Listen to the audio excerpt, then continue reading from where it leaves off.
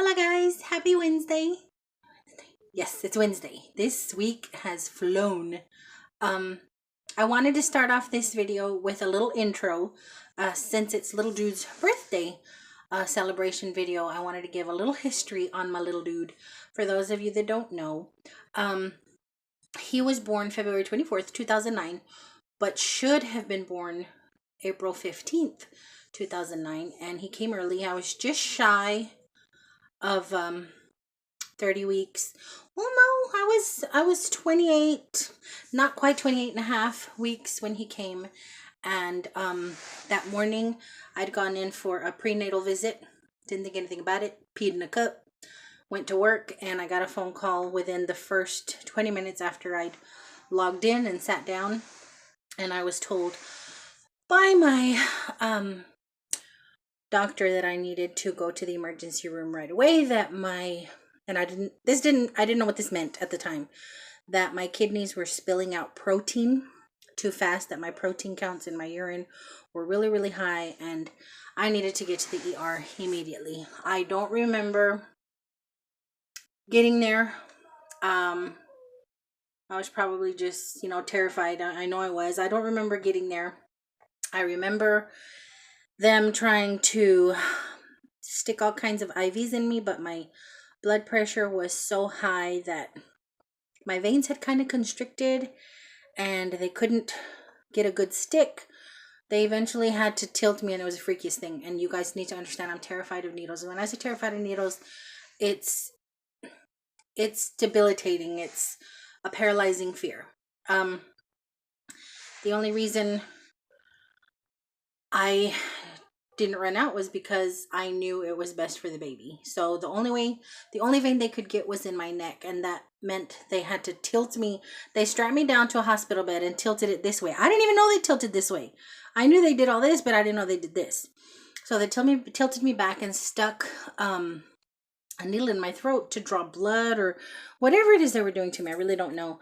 But I remember very, very clearly the sound of the blood through the tube trickling in my ear. I didn't have a tube in my ear. The tube that they were drawing the blood from happened to be laid across my face right here, and I could hear that, not that of blood, which if anybody I know is watching can only imagine how terrifying that was for me. But they were finally able to IV me and do all kind of stuff.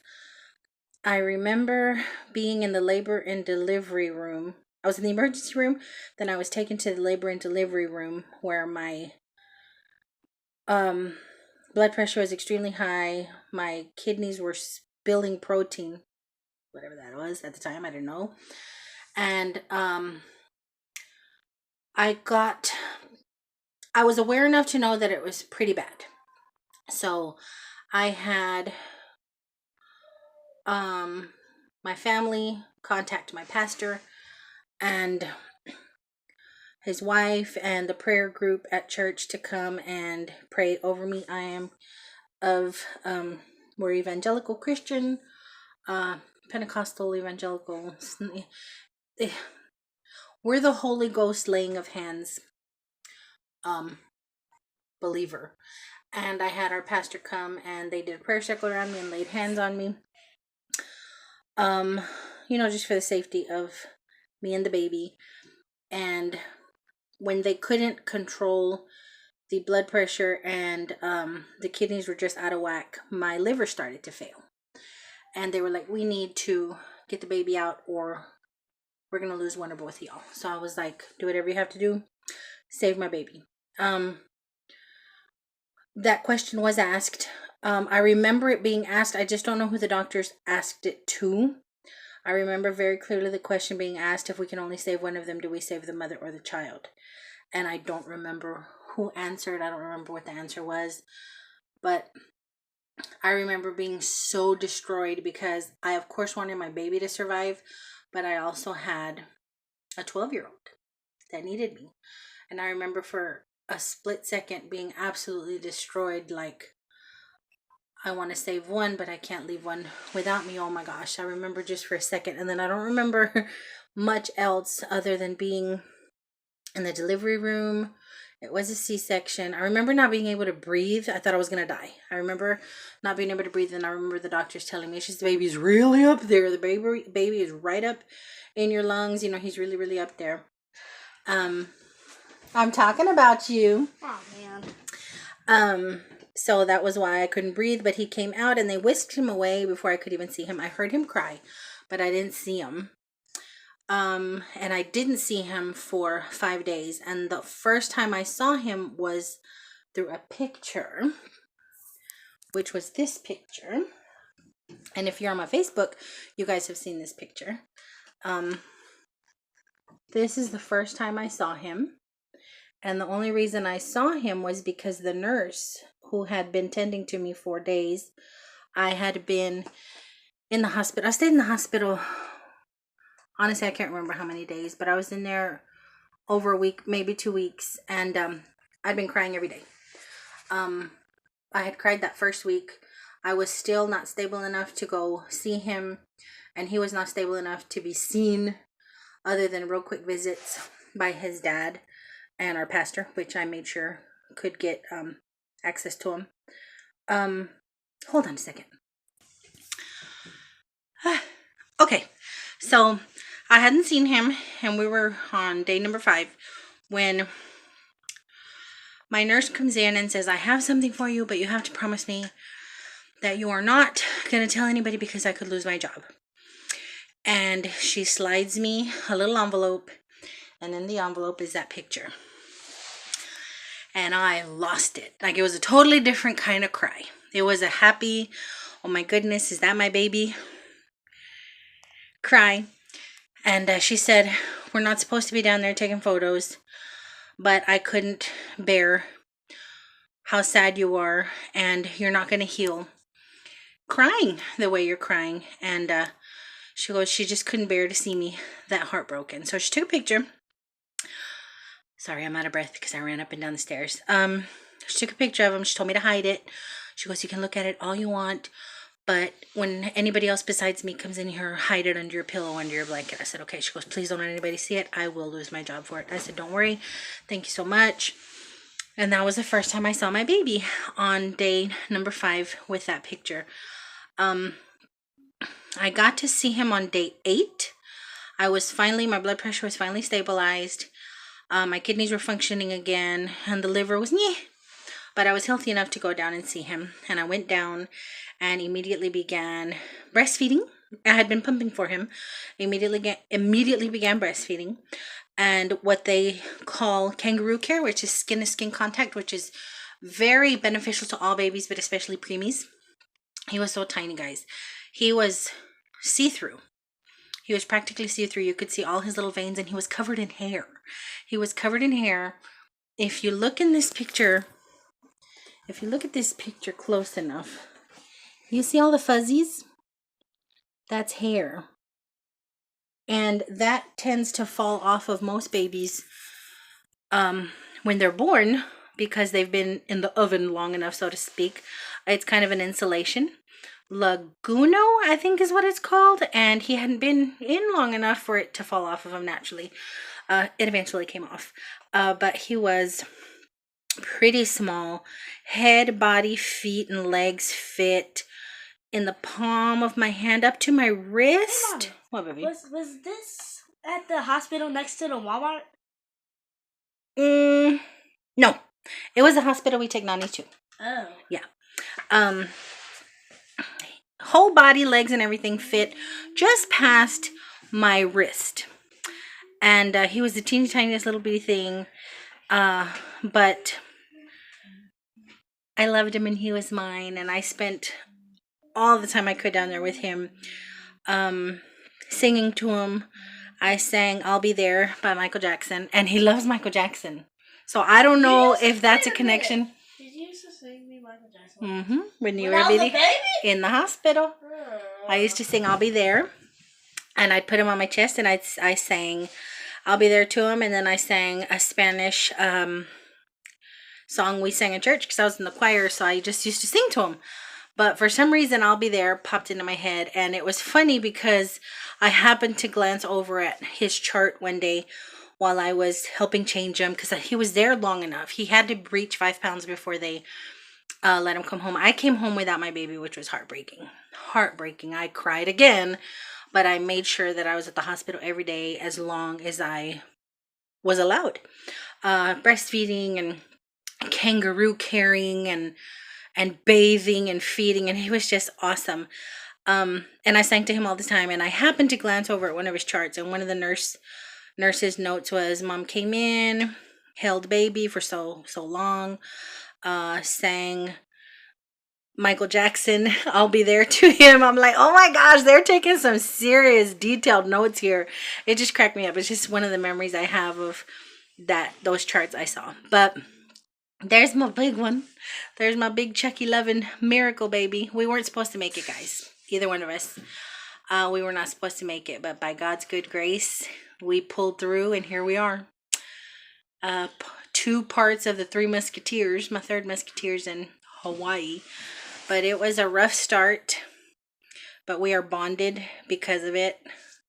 All parents are bonded to their children, but we are bonded by...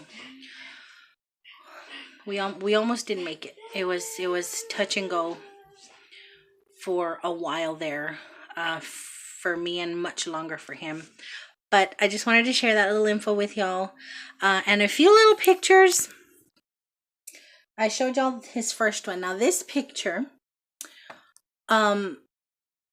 he was a feisty little baby. Now this picture, I took advantage of taking, because before he came out of the hospital, he was connected to all kinds of tubes. Now, this picture just shows one little tube, but on and off, he had to be intubated. He had 3 or 4 blood transfusions. He was covered. His whole little face was covered in tubes. And at one point, this little booger pulled them all out, and I was there when he did it, and I freaked out, and all the monitors started going out. And as he's lying there waiting for the nurses to come and rehook him, I took this picture. It was the first time I'd seen him since he'd been born in months without wires all over him. So this is one of my favorite pictures. And then the only other picture that is, well, not the only other picture, but one of my absolute favorite pictures. Hold on. Some little monkey was jumping on the bed. One of the other pictures that I absolutely love. Oh goodness. Look at that. That's my big boy. He was 12 at the time. And that's my little Peanut. And he would go and do skin to skin contact with him as well, and rock him. And it's one of my most favorite pictures as well. And the only other picture I want to show you guys is the only picture of my pregnant self that I have. That's me. Where are you?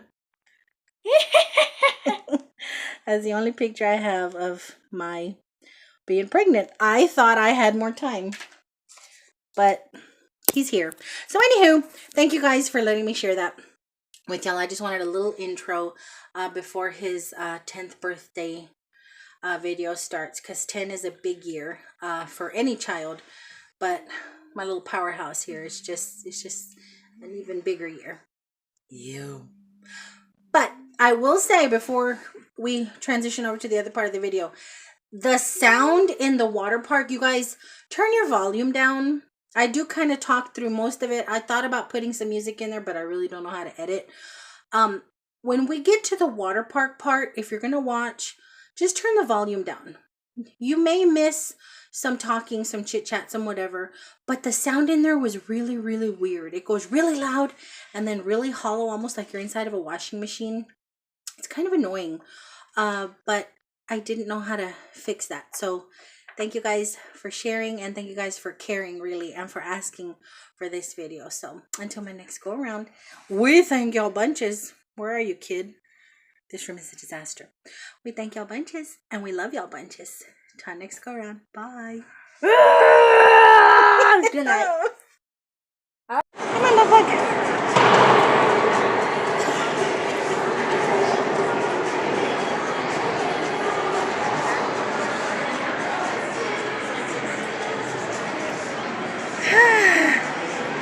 Little dude is anxious to get in, But we're about half an hour away from check-in, so we're checking out the grounds.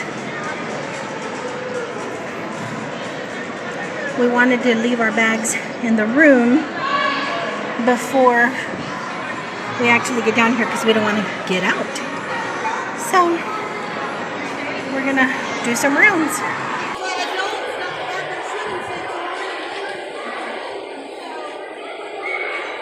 Gift shop. He loves a gift shop. It smells like Starbucks. There's a Starbucks next door. Oops. There's a Starbucks next door.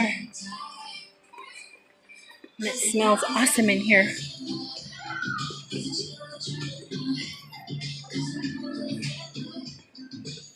Oh, how pretty.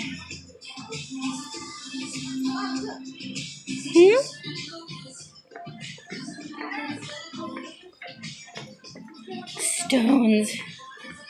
Look at these pretty pencils. Look! It's this. Ooh, it's purple, my favorite. Little ornaments.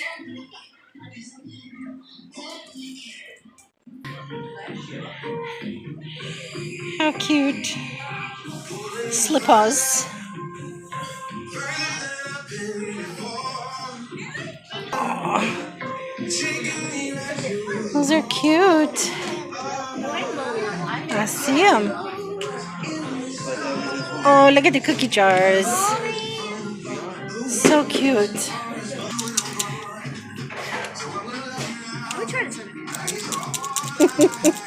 That's cute.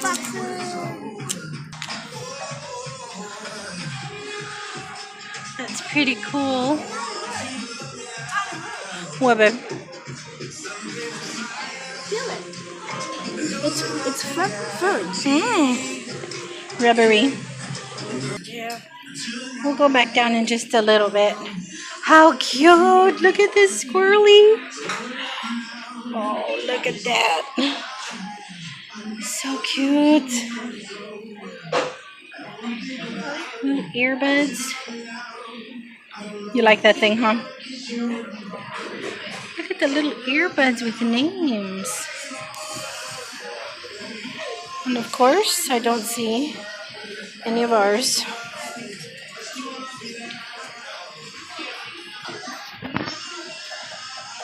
Found mine. No.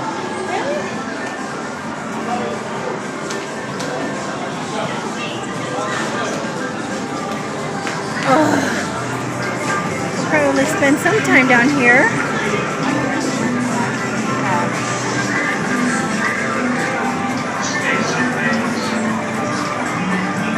Here's the hallway. I always get spooked in hallways like this. I always remember the Shining twins. Why do you always get spooked? Because of the movie The Shining, yeah.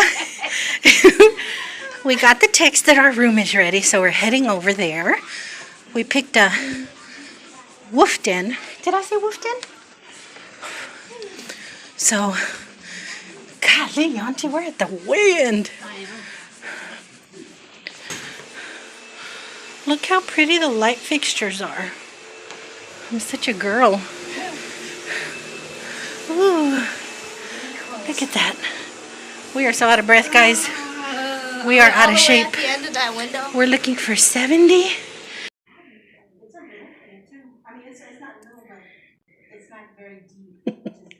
Okay, guys. Here's the entryway. I know, babe, they have a pool, but it's too cold outside. It's not full anyway. Oh, little closet. Little vanity area. This is so cute. Little microwave and coffee maker, ice trays. Got a little fridge. Got my ears. It's part of the birthday swag they give you guys here. I didn't know. Here's the room. I'm going to save the cutest part to the end. There's a full-size bed that pulls out to a full-size sleeper. Cute little art on the wall. See what the view is. I heard them say something about a pool.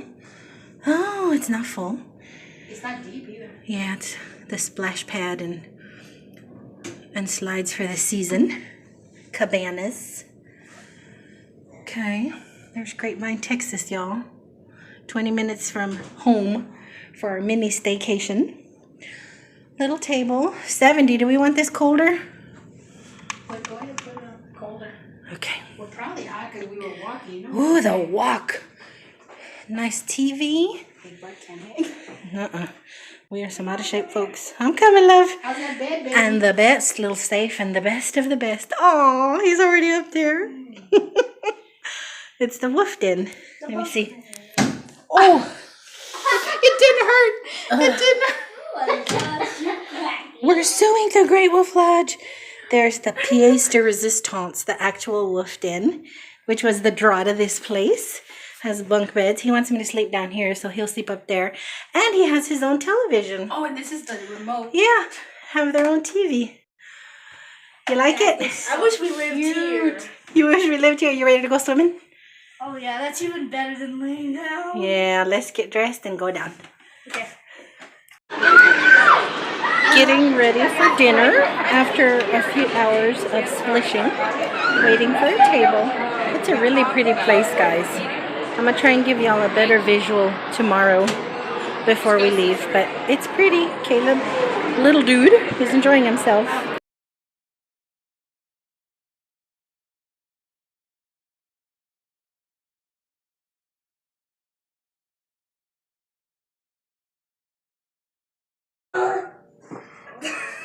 Wait, if I put it right there, I would have it somewhere soft.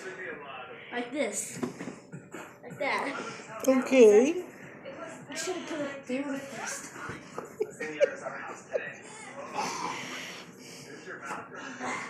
I am going to climb this window. You realize it's midnight, right? Yeah. I can't believe I'm doing this. Oh my goodness. Really?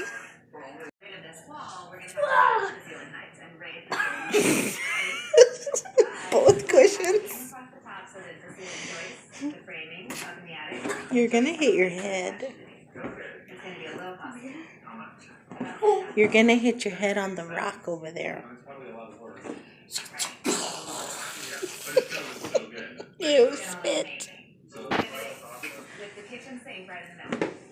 Aren't you sleepy?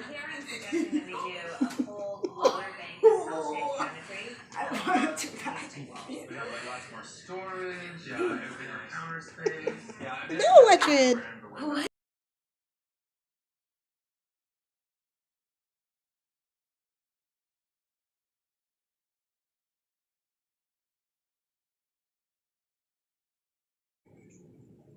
It's day 2, and it's a disaster scene. We're getting ready to go down for breakfast and check out and go splish around some more.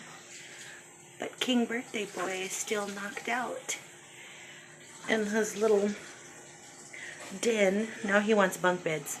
Had I known this little boy wanted bunk beds, I would never have sold my oldest just a few years ago. I'm going to try and wake him, and we're going to go check out this breakfast buffet.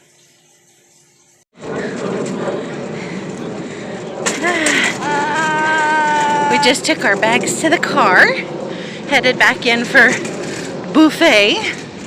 I didn't want to get off. You want to get off? Yeah. Too much wiggling? Oh, yeah. Okay, come on, baby. Look, babe, the moon is still out. The sun is melting the moon. The sun is melting the moon. Wanted to show y'all the outside of this joint. These wolves are pretty cool. Sorry about the wiggling.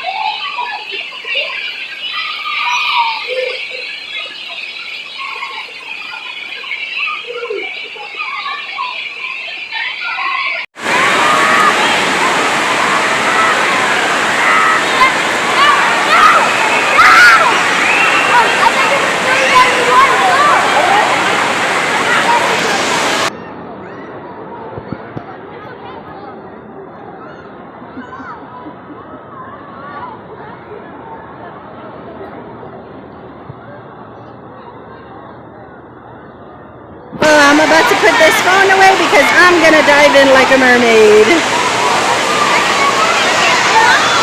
It has been really fun. It's almost time for us to head out to enjoy pizza and cake. My sister's over here in there somewhere.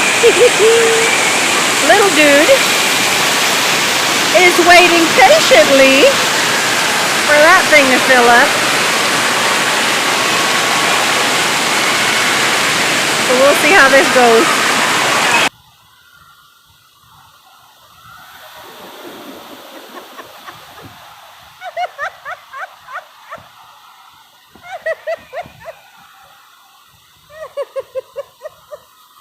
Did I cut your shoulder?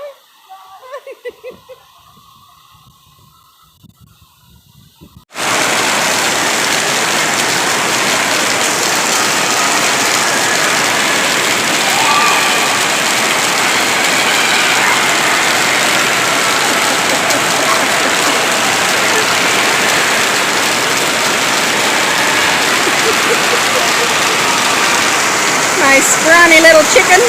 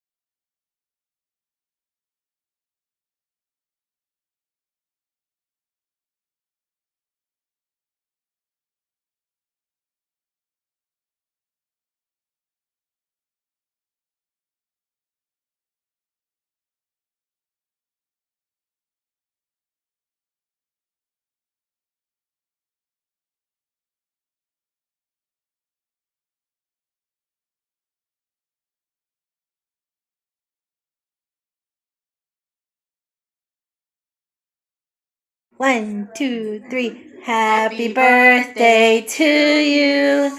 Happy birthday to you. Happy birthday, dear Caleb. Happy birthday to you. Make a wish. Yay! Go ahead, mister.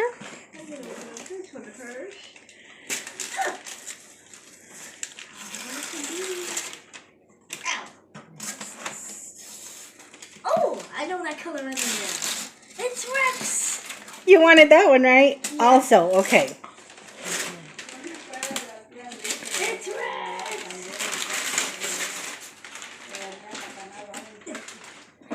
What is it? It's the Rex truck. Oh.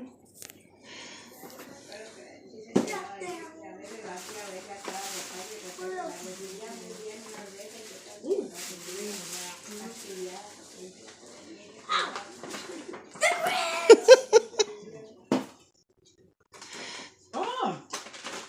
Tootsie Roll. My favorite candy. Oh, I didn't know you liked it too. Loves them. Brain Pop. Ooh. Which I like too. Ah. I didn't know he liked those either. Goosebumps too. Bubble gums. That hard ass bubble. Oh. Auntie said it. Happy birthday, love bug.